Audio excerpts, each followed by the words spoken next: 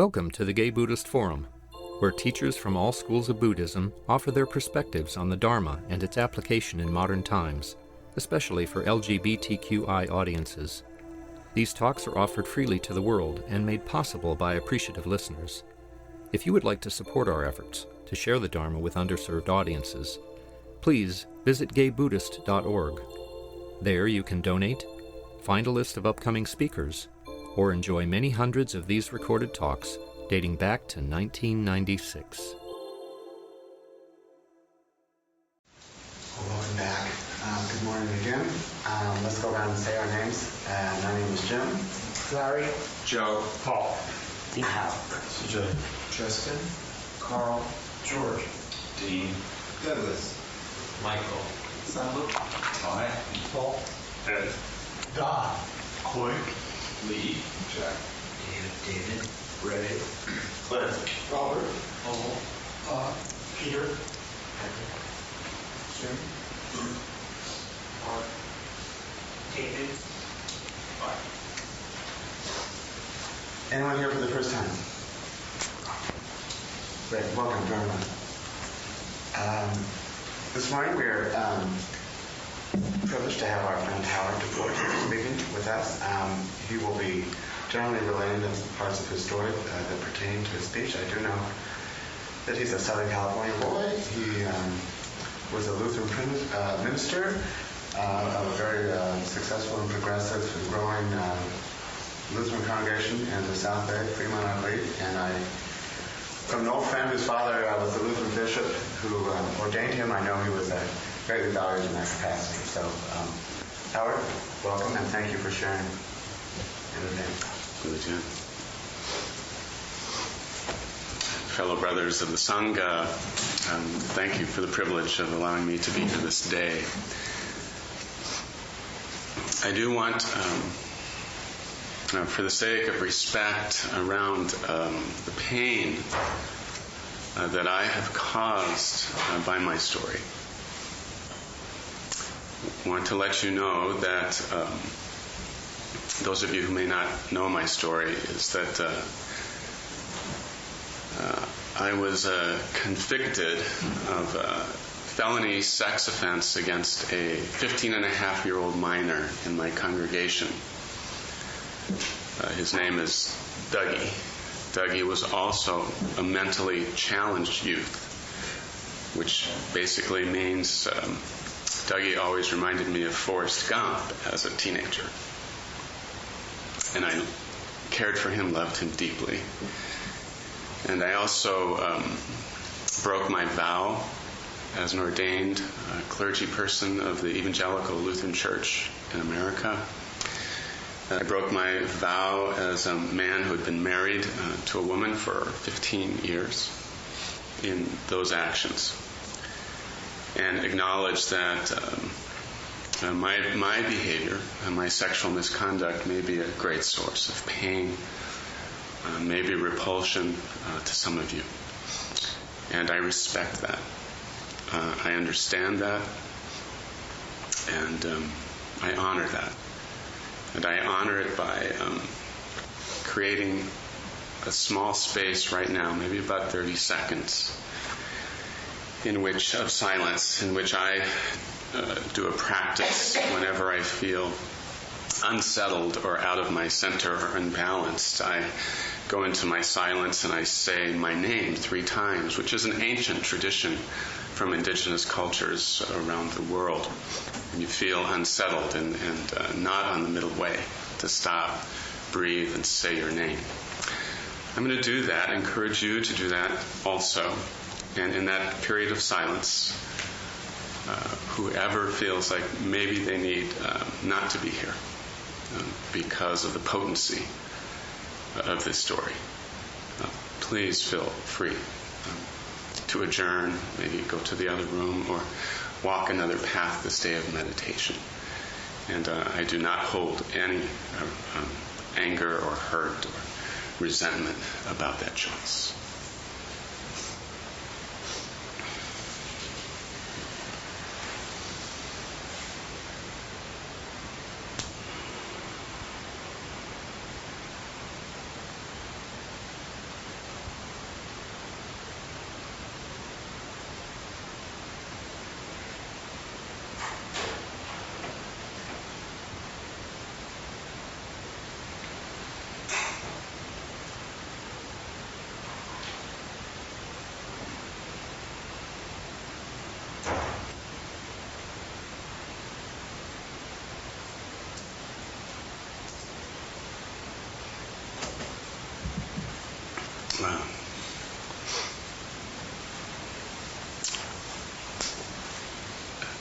Sometimes I could kick myself in terms of why did I accept this invitation to talk. I don't like my story, much of it. But that's been part of my path, is owning it and understanding it as best as I can understand it. Letting go of what needs to be let go of. Wrestling with the material that I need to wrestle with towards my own path and the path of enlightenment, and to somehow be in line with this universe which is moving. One of the great principles of Buddhism that's been a profound resource for me is the idea of impermanence. That the very nature of life, the very nature of creation is creation. It is movement. It is change. My personal belief, and it's kind of more of my Taoist side, is that movement, in the most general sense, is benevolent. It is about life. It is about an evolution towards the light. And so it compels me, propels me to stay in the rhythm, in the movement, to learn from it and grow from it, to be changed by it and to change with it. So the reason I accepted the invitation to share a little bit of my story is in hopes that maybe it might reduce some of your suffering and the suffering of others that is caused by our lack of skill around the path. I am a champion of the profound sense of lack of skill. And my conduct hurt many, many people. And as I speak to you this day, many of those people remain profoundly wounded. It's likely that many of the people will never recover from the loss of their pastor who they loved, from the sense of betrayal that I triggered for them, the fact that they can never trust another clergy person again. And I can't even imagine, sometimes I do spend a lot of nights thinking about Douglas, what he might be feeling and thinking, the harassment I'm sure that he took at high school. I was extremely popular in my community, and the case was extremely hot and publicized and televised, and everyday articles in the paper.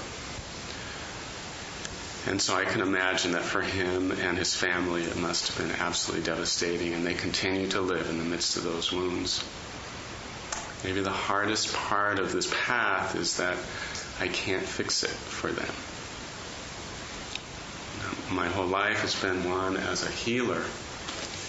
I've prided myself in my capacity to be a resource for healing for others. And here I became one of the most profound violators and hurters.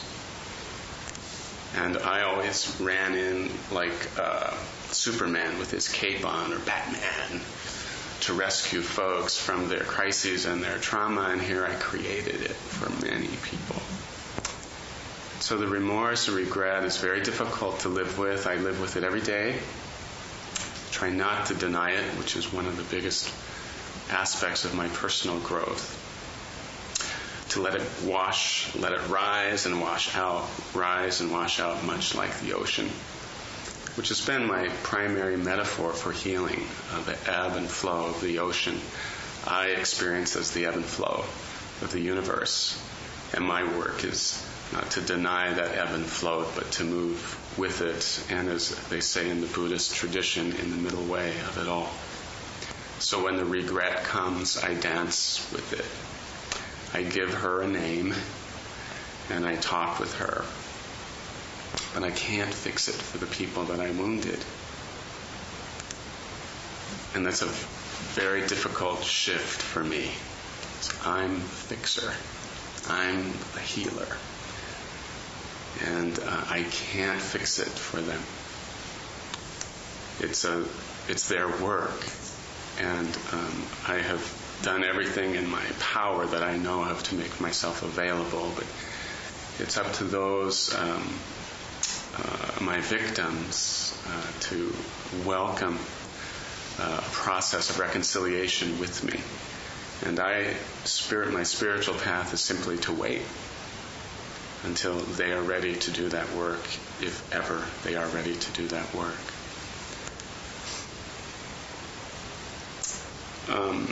Grief has been, the biggest pain. The biggest fear that I live with is unconsolable grief.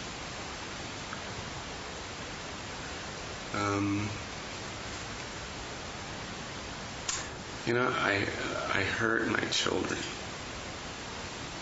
And that, in and of itself, has caused me to think about suicide on frequent occasions. I think about it, I don't have any agenda, I don't have any plan, I don't have any sense that I would make that choice, but I respect it. I respect the pain that men and women feel when they're at that place in life.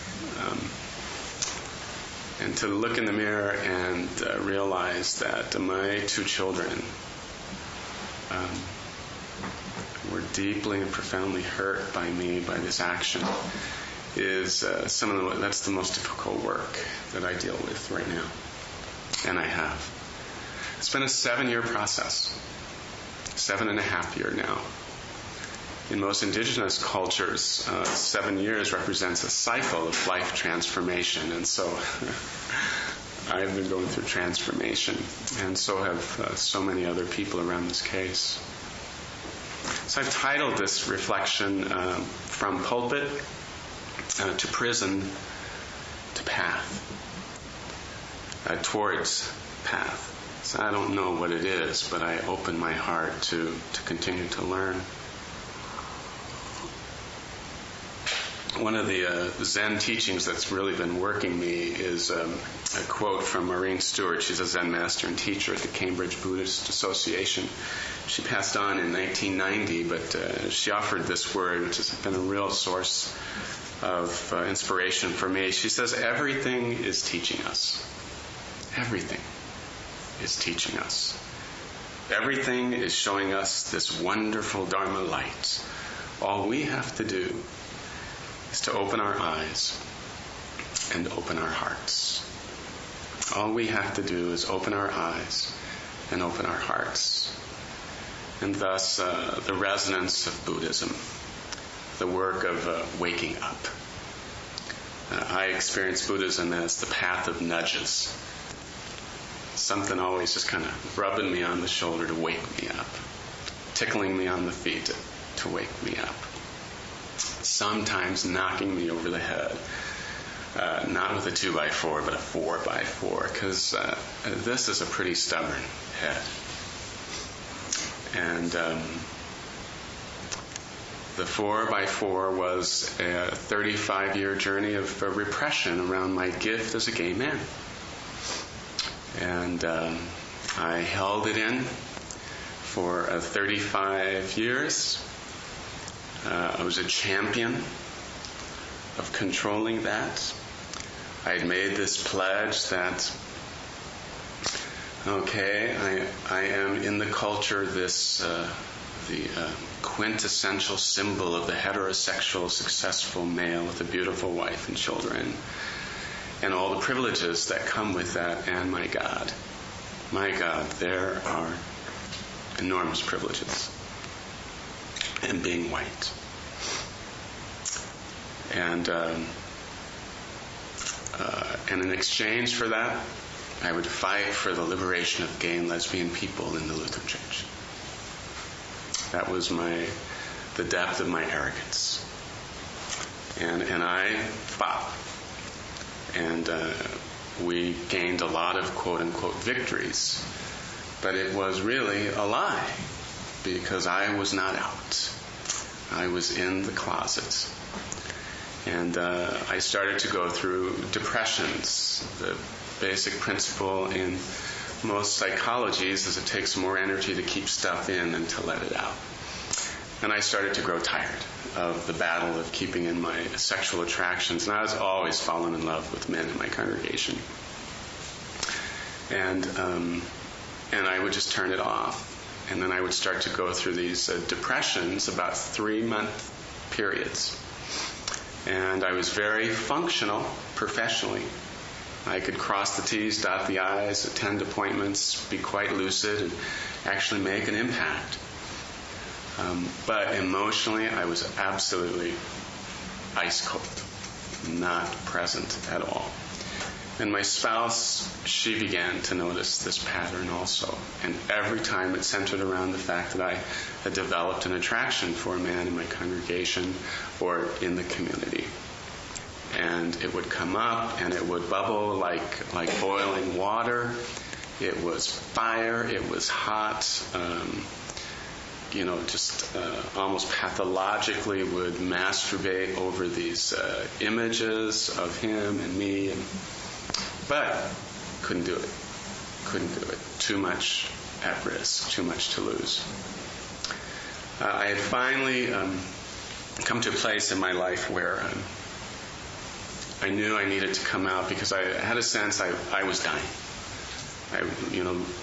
Physically I was okay, but spiritually I was dying. My sermons were absolutely shit.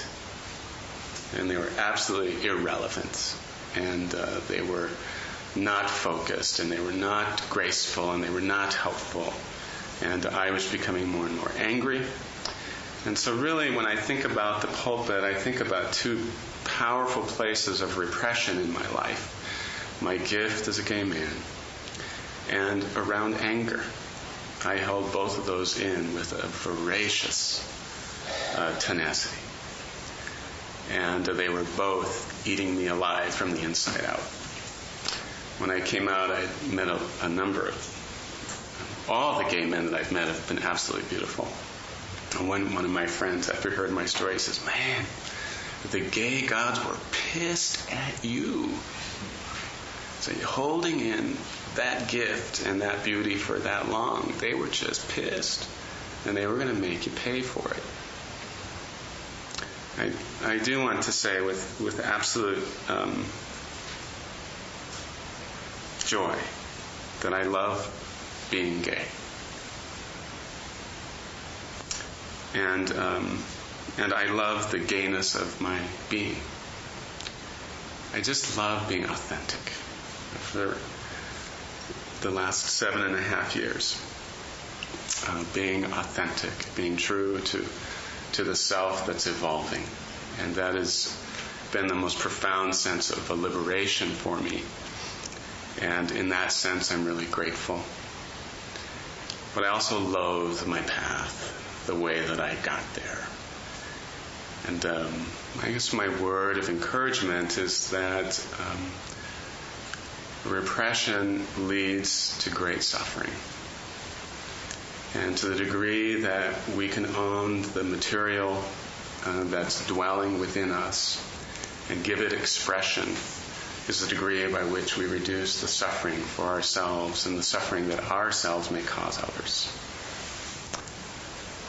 So if I can offer a word, it's to say that you are light. You are divinity. And what is percolating and moving within you is nothing less than the universe seeking manifestation.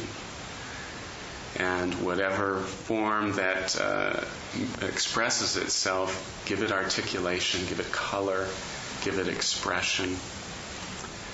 And if it goes against the culture, which being gay does, then find the middle path of expressing that in a way that honors your integrity and at the same time respects the fear in which it is born.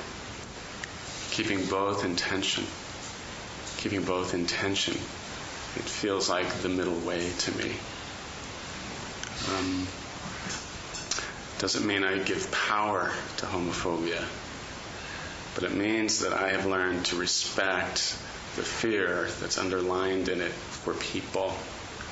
And the more I'm able to connect and have compassion for that fear, the better I'm able to be in relationship with homophobic people. And the deeper our relationship becomes, the magic is that eventually they begin to trust me as a human being, as a gay human being who's not going to hurt them. Being a felony sex offender has given me the privilege of losing all status in this culture. I have zero status in this culture. Actually, I have the lowest status in this culture. As a matter of fact, in prison, which I guess if we were into status, if you have a prison record, that's fairly low on the scale of status in this culture. In prison, I was the lowest of the low. Child sex offenders are considered worse than any other offender in the penal system. And so I have no status really to try to work towards or try to achieve. It's also given me the capacity to have compassion for everyone, or to work towards compassion for all people. There's nothing about my life that's righteous or proud and that I could be in competition with anyone over. What I immediately link to with other human beings is our mutual humanity, and to work to have compassion for their humanity and an understanding of their journey. As a result, it's given me an ability to have compassion for George Bush, where, in older days, in the days where I had status and power and could move mountains, I would contend with George Bush. I would fight him. I've been gifted with the privilege of looking at him as a human being who, like me, has multiple wounds, a lot of repression that's unrealized and remains buried. And I live also with the pain that he's in a place of great power, that his suffering impacts the suffering of the planet. But he is not a greater or lesser person than me. And the same goes for all people that I'm in relationship with. I don't feel like it's an abandonment of the anger that I feel.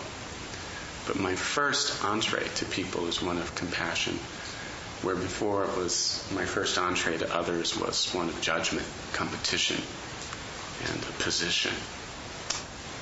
I'm grateful for that gift. Needless to say, I have some relationships with some very strange bedfellows, some of which who would not feel really comfortable in this community, but people who I love and work with and dance, do this great dance of life with. So it really is a story of repression of my giftedness as a gay man, repression around anger. I didn't handle anger well at all. I was a classic fighter or flighter. And I fought, and I would fight the mayors of Newark and Fremont and Union City for the rights of what I considered marginalized people. I fought with consistently before the Oakland County Board of Supervisors, and I had political aspirations. I was thinking about resigning the ministry and going into the Green Party and hoping that I might be a Green Party candidate. And me and Matt Gonzalez one day would work towards the White House. All of that really got shifted. I did have a plan to come out. We make plans and God laughs. We make plans and the universe, I think, chuckles. But I knew I had to come out. I knew because I was dying inside. I was unhappy with my marriage, unhappy with my ministry. I was just an unhappy individual, and I was pissed. I was just so hot about everything. And so I had a plan, and my plan was I was going to take the call at the Stanford University chapel there. We have a Lutheran chapel there, and the call for pastor was there, open, and a number of people had approached me about taking the call, and I thought, that's it. I'm going to be the pastor there, and then I'm going to start PhD studies in world religions, and I'm going to teach world religions, create a financial base for my ex-spouse and children, and then pop, come out and say, well, I'm also gay. That was my plan. And actually, I was quite close. I had done all the paperwork. The bishops were starting to get involved in making things work. I was on target. My relationship with Douglas was a very appropriate professional relationship for 3 years. And it changed. And it became sexual. The innuendos were sexual. The energy was sexual. He was physically very healthy, mature. He'd already started shaving. And he was talking more about sex. And I knew that my responsibility as a professional was to channel that energy in an appropriate direction. I chose not to. One of my my lack of skill was the fact that I allowed the energy, the sexual energy, to play, and it just moved way too fast, and I couldn't control it, and we ended up engaging in 2 acts of mutual masturbation. I was arrested. He told his parents I was arrested. The rest is history. We did have to go to trial about $60,000 later, and quite an average attorney. I faced 10 counts, and pretty much based on my testimony was acquitted of 7 of them and convicted on 3 counts. I received a 44-month sentence. The judge did show some mercy by allowing me to have half-time. In most sex offense cases in the state of California, it's a mandatory 85% sentence. You serve 85% of the time. So I was given half-time. That meant for every day that I served, I received another day of credit towards my term. And for that, I'm grateful.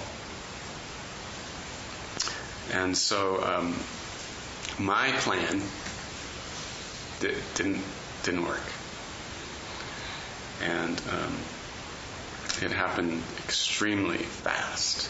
And one day I was sitting in the office, and the next day the headlines read popular pastor accused of molestation. So change was radical, it was swift, it was powerful, it was intense. And I knew that it was cathartic. It had these qualities of archetypal movements. Things were happening way beyond my control, faster than I could do to manage it. And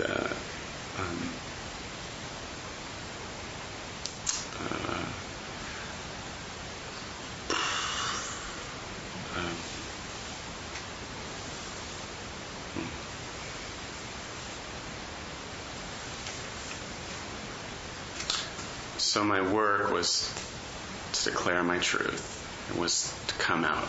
That's what this was about. I just had to continue to come back to that center. And I've never been with an adolescent boy before. I never have since. I actually was in love with Paul, who was a 35-year-old member of the congregation. Sadly, it turned out he was straight. And but it was an entree point. It was my entree point into a gay world, and I just encourage you, anyone listening or who may read this transcript, that it is a way of coming out. It's not the best way, And not only for your sake, but for the sake of so many others who are so radically and continue to be radically impacted by my choice and by my conduct. But path of being true to what's being called up within you, that is the work to me of spirituality. And it's the work of the spiritual community to create containers and wisdoms around which your authenticity can have space and place. When I was in prison, one of the great gifts that I received was that I confronted my mortality. I was absolutely convinced that I was going to be killed. I spent 5 months in county jail when the courts worked out my sentence. And then I was transferred to San Quentin State Prison, where I resided for another 5 months. And San Quentin is it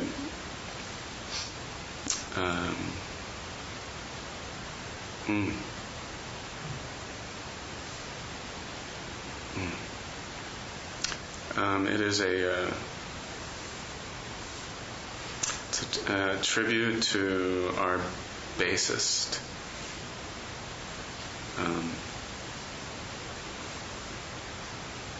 capacity as human beings.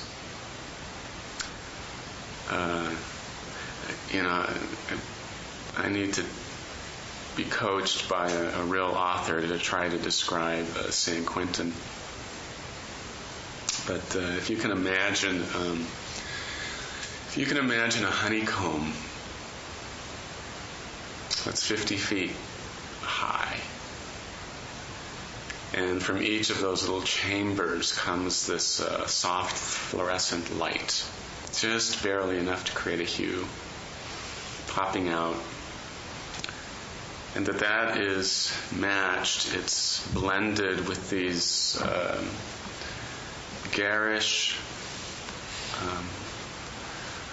rusty colors from the lights that shone on the tiers.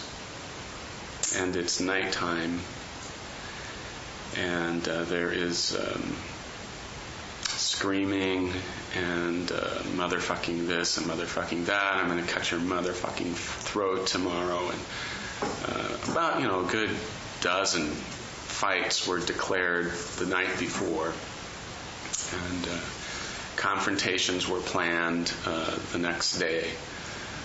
And you just sat with the tension of that violence that was just about to implode. My experience of my brother prisoners is that we were all and are all wounded boys in powerful, strong, intense adult bodies. But every one of them, like me, was a boy emotionally, who lived with and did not know how to relate to the wounds they carried as a boy, other than with their fists and their mouths and the weapons that they made to carry out their rage. But it was just boys. They're all just human beings. We are all just human beings with, childhood wounds that remain salty, buried in your breast. I was fairly convinced that in that environment, being the lowest of the low, I was going to die. And so it gave me the privilege of writing my memorial statement, and I did. I wrote to my children the letter that I wanted them to read upon my death. And it did two things. It was profoundly liberating. I became less afraid of the prison environment in which I lived. That what's the worst they can do to me is they're going to try to kill me. And the other thing I feared was being raped. And I still don't know today if I had been raped in prison, if I could live with that. I still have too much ego, too much attachment to this body to know if I could contend with that. That frightens me sometimes.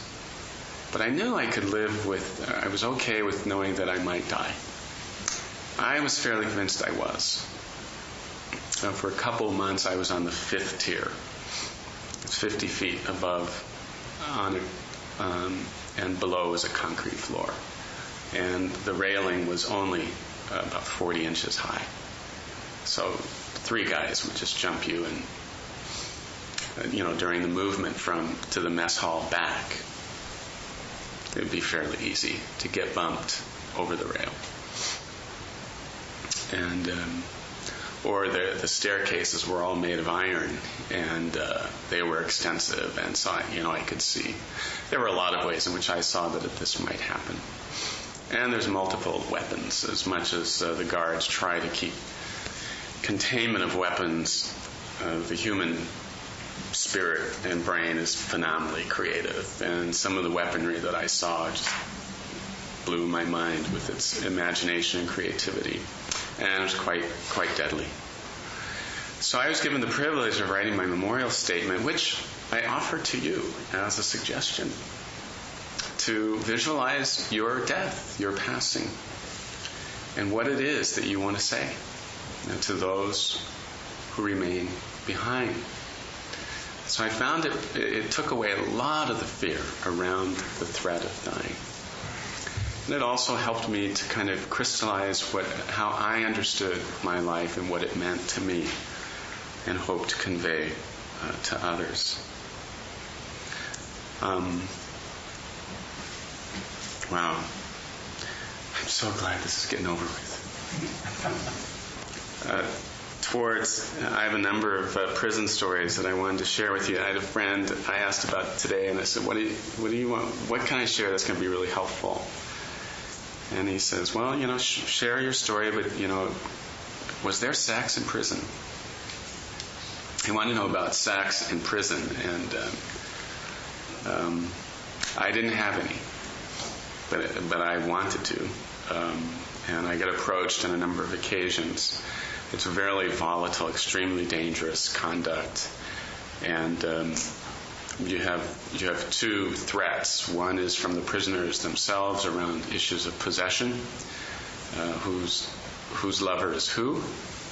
Secondly, you have the threat of the guards. If they want to get you, and you get caught in an act of sex, well, that's a rape charge automatically. And in prison, you'd be arrested. You'd be arrested, and the district attorney would be contacted, and the state would file charges. You'd have no defense, and you'd be convicted of a rape charge.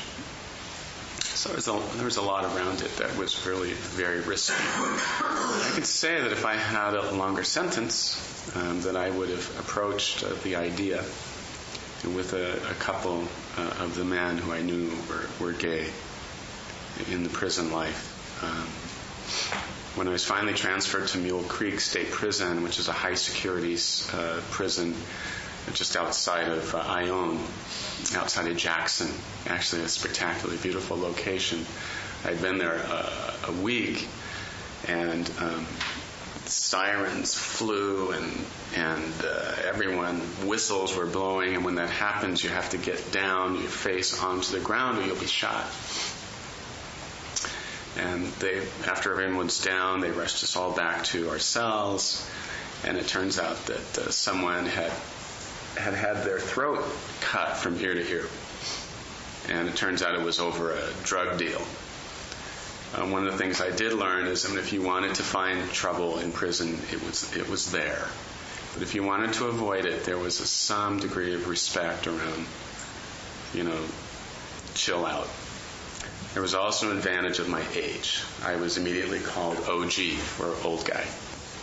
And in prison, there is some degree of respect for the older prisoners to create some degree of safety.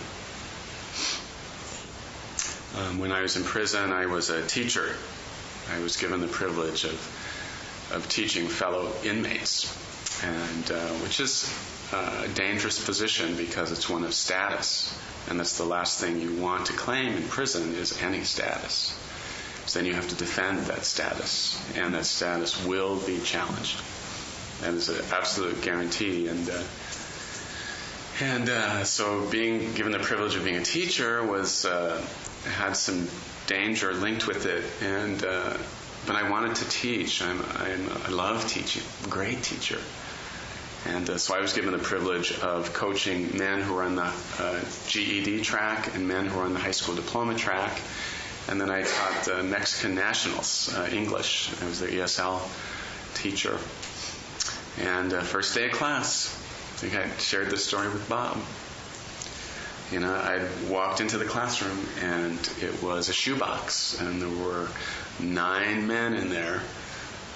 Big guys. We filled up the space really quick, and I'm in there teaching these guys English.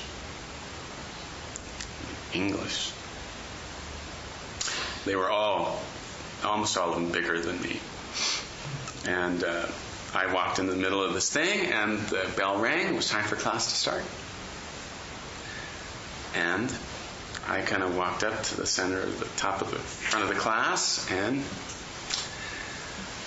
most of the men sat down except for Chico. Chico didn't sit down. So it was on. The confrontation for position and power was on. I said, oh shit, oh God, okay. Just go with this thing, Deporte, just go with this. Chico walked right up to me and walked past me. Went behind the chalkboard and pulled out this black bag that was filled with water, black plastic bag, filled with water. Brought it out and sat it in the middle of the room. Then he walked to the other end of the classroom and shuffled behind another cupboard and pulls out a stick. I thought, oh man. And he comes to the middle of the room and he takes the stick and puts it underneath a knot, in between a knot in the bag. And there in the middle of the classroom, Chico starts doing pull-ups. Curls. This thing. Right in the middle of the class. Now, he's got a student sitting right there. He's got a student sitting there. And we're all really close. Of course, he has the full attention of the class. And it's, I'm in your face, motherfucker. What are you going to do about it? And I thought, just go with the energy. Don't resist. Don't change it. Move with it. And I said, Chico, this is your workout? I said, yeah. I said, well, do you mind if we can write about your workout? I said, what? I said, well, let me do this. Let me see if I can write a sentence about what you're doing. Looked at the other guys. This white motherfucker, he's a crazy son of a bitch. I said, no, I want to write a sentence. So I got up on the board and I said, Chico has beautiful muscles. And he laughed. The other guys laughed, and I thought, the energy is changing. And I said, well, Chico, I want you to continue to do your workout. Do whatever it is, because I'm watching. Muscles look good. I'd like the rest of the class to watch Chico. And you also write a sentence, and we're going to share them with Chico when you're done. Papers went on the desk. They all started writing sentences about Chico. He loved it because he was the center of attention. There was no confrontation. He finished his workout. He sat down because he wanted to hear what everyone had to say about him. And we made it through. And from that moment, Chico then became my advocate. And no one messed with the teacher because Chico was in my camp. It's a helpful story to me because I try to apply it in my life, that energies come from wherever they come. I don't know where the hell energy is coming from half the time. But in an old life, I would fight and resist, push and pull. In this new wave of my development on the path of light, my work is to be with it I love the metaphor of dance, to dance with it, learn from it, integrate with it. I do have to confess, in closing, that I feel like I'm becoming less a Buddhist and more a Taoist. But who knows? Talk to me tomorrow. And so that's where my path is leading to open heart, being open to outcome, not attached to outcome, and wanting to thank you, the Gay Buddhist Fellowship, for your profound support and unconditional love for me in this process. You have been the single most potent haven of love, safety, and growth in the last 7 years. I also want, in closing, to express again my apologies to the gay community, as grandiose and maybe even arrogant as that sounds. I acknowledge that by my sexual misconduct I contributed to the pain of our struggle for liberation, that my conduct played right into the hands of homophobia and anti-gay hatred in the culture. They have now a wonderful story to prove their point. As wrong and misguided as it is, they got a little grist for their mill from my story. For that, I apologize, and I am.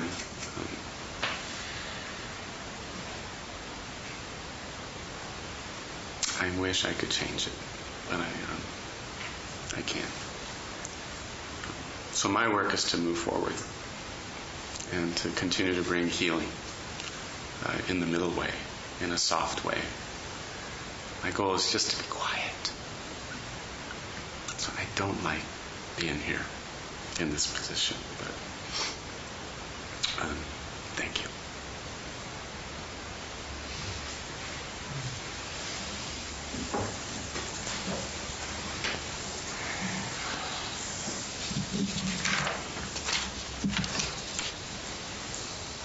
Sweetheart, would you be open to some questions? Would you?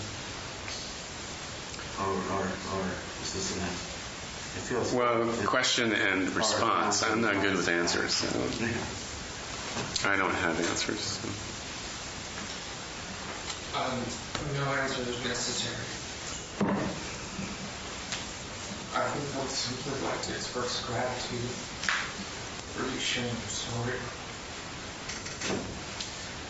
And I congratulate you. Because while you may not have status in those areas that you expressed, you still have the status of a discipleship and as a human being. And at the base, that's what's most important.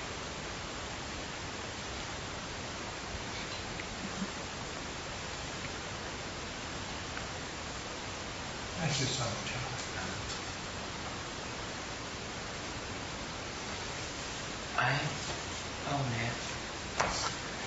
He's got to lead this.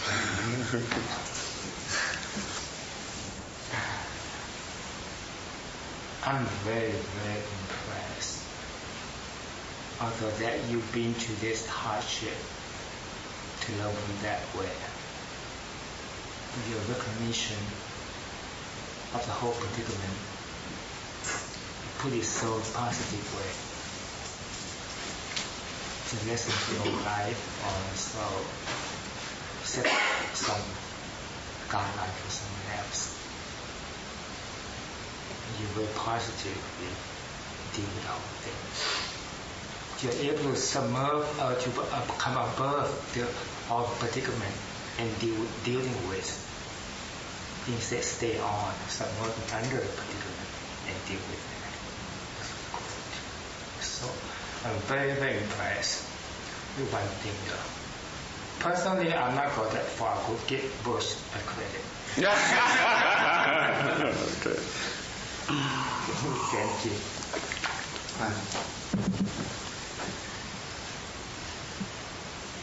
again, I want to thank you. I just echo what I've heard, what I think everybody else was very powerful. I've been doing it for years, and I've learned things about it today that I didn't know about. It's very powerful. I'm just curious what your thoughts might be about this big Republican scandal with the Spokane mayor, I think his name is Jim West.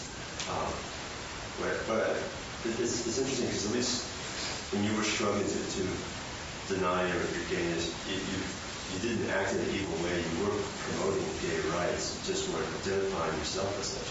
Whereas this guy was out there persecuting gays and lesbians at the same time, struggling with his own gayness and his position of power and influence that he had. And I'm just curious, I'm sure, I'm very surprised that you were following this. It's been so much out there in the media. I just wonder what your thoughts were on that. Well, my heart goes out to him. He hates the gift of his gayness and translates that into attack. And I'm really sad for that hatred and feel responsible for contributing to it in some ways. And,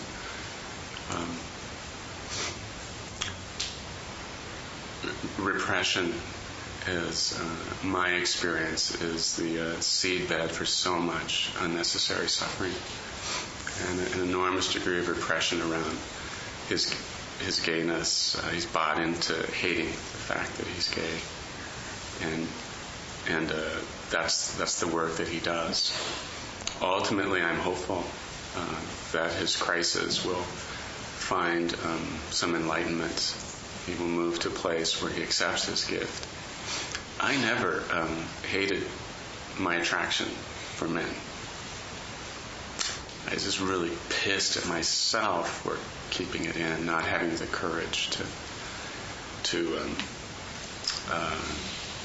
own it and to manifest it and express it. So I envied gay people. I envied the men and women who were out. I was so proud of them, and I wanted to be like them. And so when I did come out, it was celebration. And I have a deep, abiding respect for the place that gayness plays in human history and in the human story. I believe all people are specially gifted. But one of the special dynamics of our gift is spirituality, in my view. And it also is celebration of sexuality. And I've always had a sense of that. So my work was really try to work with the homophobia within my community and put the best face of human sexuality on the dialogues. But I heard for him, and since I've come out, I've had a number of experiences, relationship with men who still have a lot of internalized homophobia. It startles me when I experience it. They're angry for what seems to be no logical reason. They're just pissed. And then if I've been with them long enough, I get some clues to the fact that they're gay and they hate it. And my sense is that's where he's at. You know, a lot of me wants to just put my arms around him and say, you know, not only is it okay to be gay, it is a profound gift. Let me help you find the way. But he'll you know, I pray for him.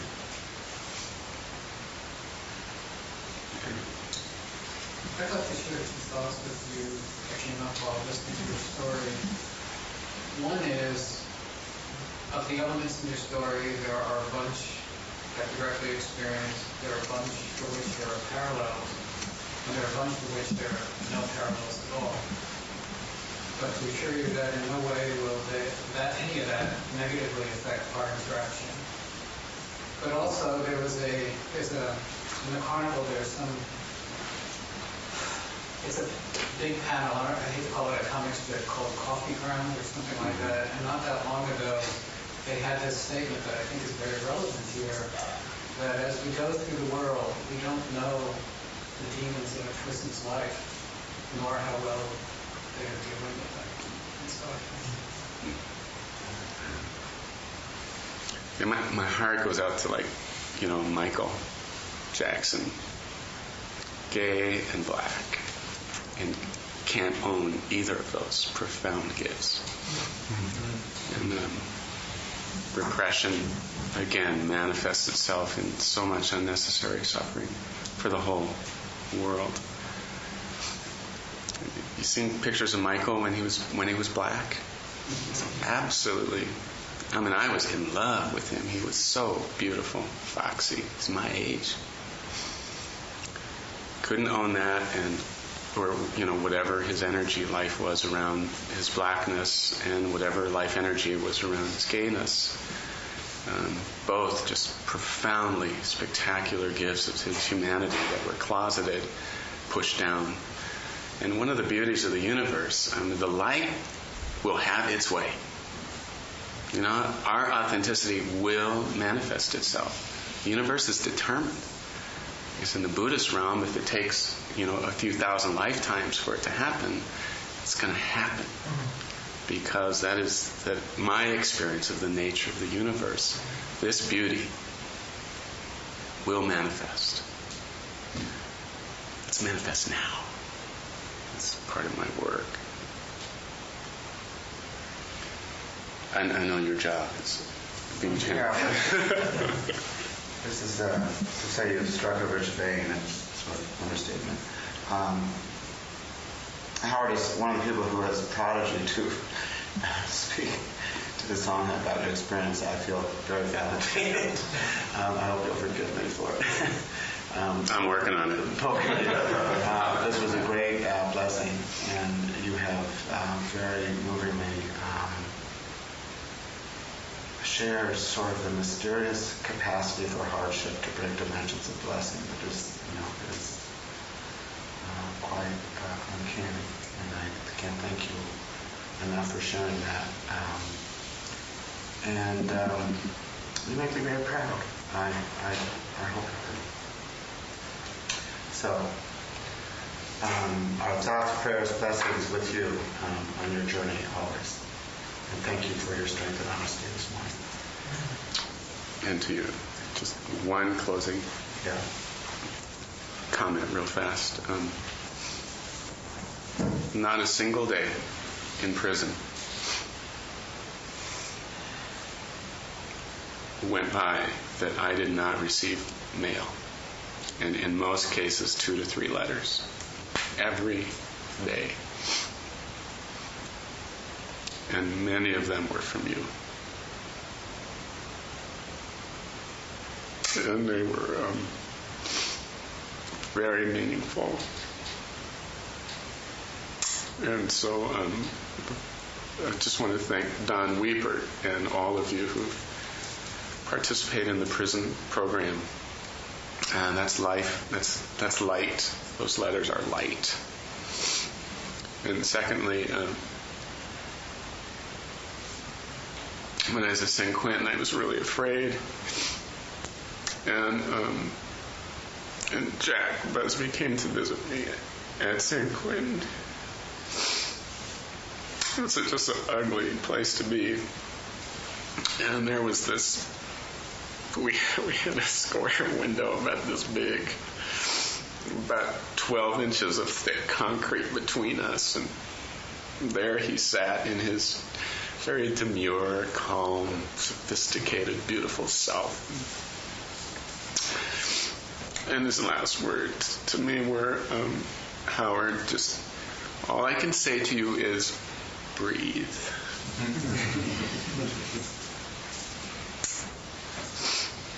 And that was an extremely powerful resource to breathe, to go back to the breath. And I'm grateful to the Buddhist path for that profound teaching, calling me back to breath. And thank you, John. I'm done. Okay. Thank you. I need to go to bed. Okay.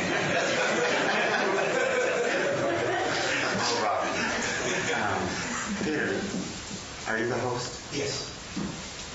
Do you want to? I know, it's for people who've not been here before, I want to invite you to tea and cookies outside and conversation. We have expenses, rent, a newsletter. We'll pass the Bible around, $5 is suggested, more if you can.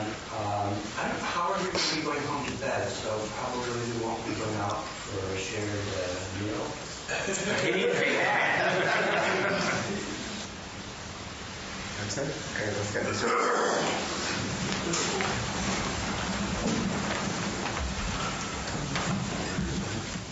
Per Howard's request that he wanted this, we give it to him with as much love as we can.